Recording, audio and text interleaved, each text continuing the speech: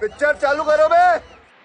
चलो भाई देखो अब मैं क्या करता हूँ। और यादव जी, कोई कह रहा है कि अभी नहीं, मुहूर्त तो अप्रैल में निकलता, अप्रैल में चुनाव होते और तब किया जाता तो कहते ये चुनावी लाभ, अभी कह रहे हैं चुनावी लाभ।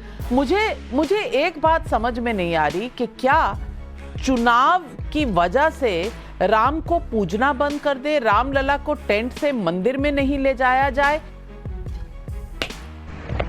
और पहला सवाल तो ये। दूसरा सवाल, एक सवाल मेरे मन में ये उठता है कि शंकराचार्य जी का, उनकी कही चीजों का और ना कही चीजों का भी एक भ्रम फैलाया गया। अच्छा।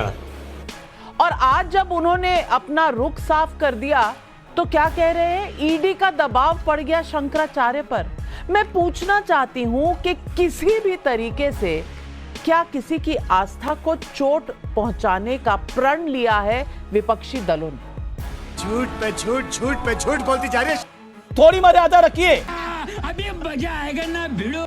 चलिए शुरू करते हैं। बिल्कुल नविका जी, बड़े हर्ष की बात है कि राम जी अयोध्या आ रहे हैं। अच्छा, मुझे ऐसा लगता था कि राम जी इस देश के कण कण में हैं, लेकिन बीजेपी वाले अब उनको अयोध्या ला रहे हैं। पहले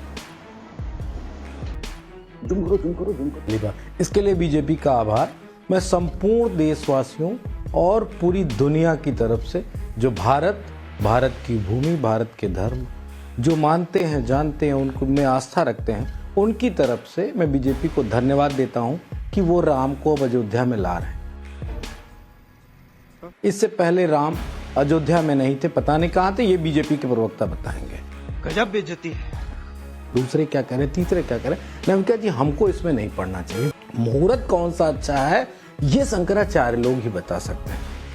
बात तो सही है। तो ये लड़ाई मेरे ख्याल से धार्मिक लोगों की, तो धार्मिक लोग ही लड़ेंगे, हम लोग नहीं लड़ेंगे। ये बिल्कुल स्पष्ट है, क्लियर है, और हमें कोई आपत्ति नहीं। अगर नरेंद्र मोदी जी के हाथों हो रहा है तो और अच्छा है, क्योंकि नरेंद्र मोदी जी ने इस देश में जो काम किया है वो अच्छा ही किया होगा। ठीक वैसे ही जैसे नोटबंदी की, उसके भी कितने देश को फायदे मिले, जीएसटी लाए, उसके भी कितने फायदे मिले, और उन्होंने जो काम किए, 2 करोड़ रोजगार देने वाले जो वादे किए थे वो भी बहुत अच्छे तरीके से 2 करोड़ रोजगार भी उन्होंने दे दिए। 15-15 लाख रुपए आप वाले अकाउंट में नविका जी नहीं आए होंगे, मेरे तो आ गए। लवणे न भोज्यम। तू समझा? हाँ। नहीं, तू समझा नहीं।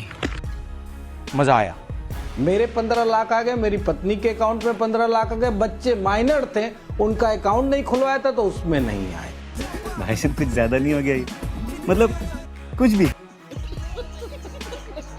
तो मोदी जी अगर कोई काम कर रहे हैं तो अच्छा ही कर रहे होंगे, इसलिए हमें कोई मोदी जी से आपत्ति नहीं। और मेरे आपत्ति करने से होगा भी क्या, मैं तो विपक्ष का व्यक्ति हूं, आपत्ति करूंगा तो घोर धर्म विरोधी कहलाऊंगा। अरे बाप रे, ये तो धोती खोल रहा है।